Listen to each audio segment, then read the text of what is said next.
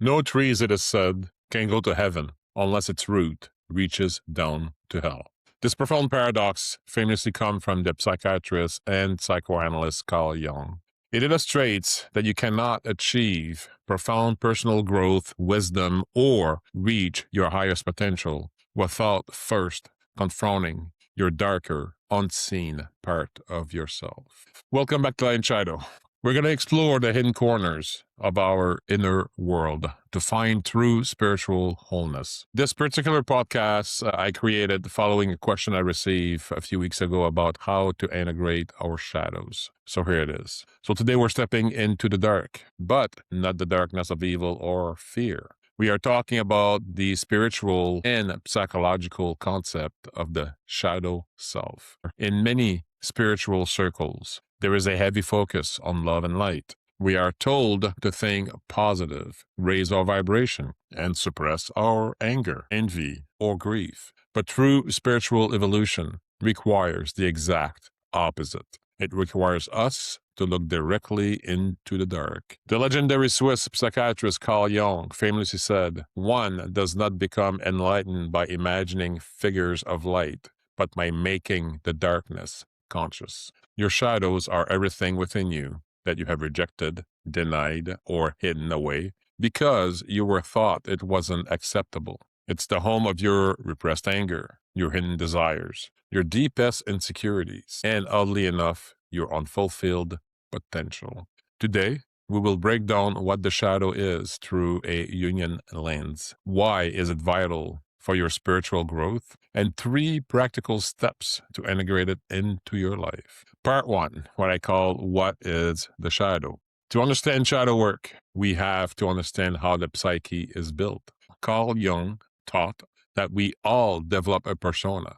The persona is the mask we wear for the world. It's the good citizen, the perfect child, or the spiritual person. But whatever trait do not fit into that neat, acceptable mask get pushed down into the personal unconscious. This is a shadow. Think of it like a basement in your mind. If you were shamed as a child for speaking your mind, you threw your assertiveness into the basement. If you were told that crying makes you weak, you threw your vulnerability into the basement. Spiritual bypassing happens when we try to ascend to the divine while keeping that basement locked tight. We think we can meditate our way out of our human flaws, but the shadow doesn't just disappear because we ignore it. Jung warned that until you make the unconscious conscious, it will direct your life and you will call it fate. When the shadow is unintegrated, it leaks out. It shows up as a sudden outburst of rage. It shows up as a chronic anxiety. Spiritually, an unexamined shadow splits us into 2. We become fragmented, living a life of performance rather than presence. Integration is the act of bringing those hidden parts up from the basement, looking at them with compassion, and welcoming them back into our hearts. Part 2, what I call the spiritual mirror of projection. So how do we find the shadow if it's hidden in the dark? The easiest way is through the spiritual law of projection. Carl Jung noted that we project our own unconscious traits onto other people. What we hate in others is often what we deny in ourselves. If you look into the spiritual mirror, your reaction is a clue. It is possible that your shadow is craving permission to take up space. Have you suppressed your own voice for so long that you resent anyone who used their freely? The reverse is also true, which Jung called the golden shadow. When we over-admire someone or put mentors on a pedestal, we are projecting our own hidden greatness onto them. We don't believe we possess that wisdom or creativity, so we see it only in others. From a spiritual perspective, every trigger is a compass. Every person who irritates you or mesmerizes you is a mirror, showing you a piece of your own soul that you have forgotten. Part 3, which I call 3 steps to shadow integration. So let's talk about practice. How do we actually integrate these parts to achieve spiritual wholeness? Here are 3 steps rooted in Jungian psychology and spiritual awareness. Step 1, radically observe without judgment. The next time you feel a strong and negative emotional reaction, a flash of jealousy, bitterness, or judgment, stop. Do not shame yourself for feeling it. Instead, become a curious spiritual detective.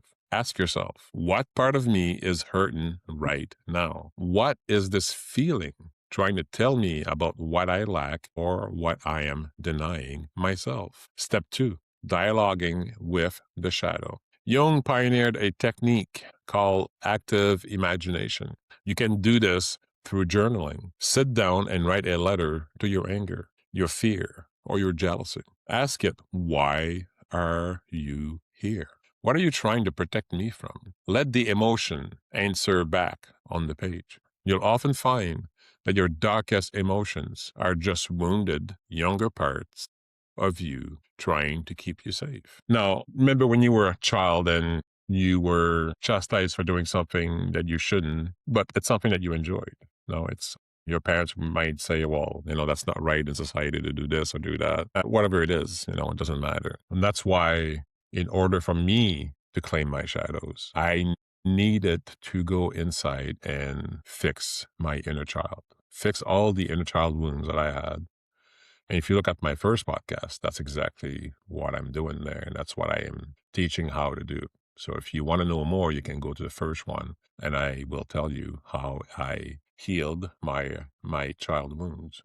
And until you do that, you won't be able to effectively integrate the shadows of yours effectively. So it's important that you first do the work on yourself before you try to integrate your shadows. Step 3, what I call reclaiming the energy. Integration means taking back the gold.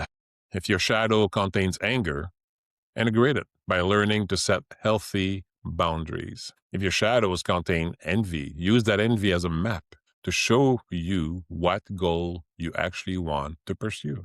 You are not letting the shadow run up the show. You are taking its raw energy and channeling it into conscious spiritual power. Conclusion: wholeness over perfection. As we close today's episode, remember this: the goal of the spiritual path is not perfection. It never was. The goal is wholeness and balance.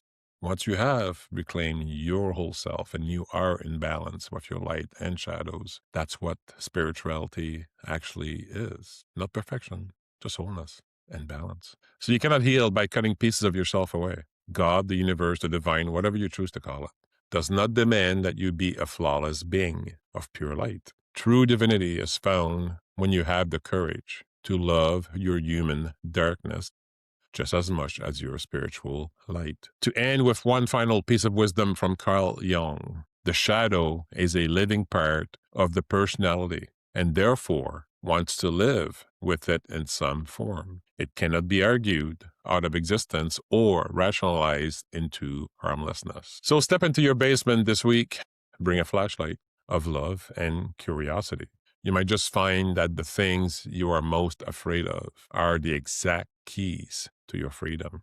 Thank you for listening to Light and Shadow. If this episode resonated with you, please subscribe, leave a review, and share it with someone walking the path. And as always, what have you done to shine your light this week? The messages I carefully answer on an almost daily basis is me shining my light. Even if I only read and help one of you today, then my goal is achieved. So share your light with your loved ones, your neighbors, your community, your co-workers, and even better, with perfect stranger. Until next week, I wish you love, light, and shadows. Goodbye.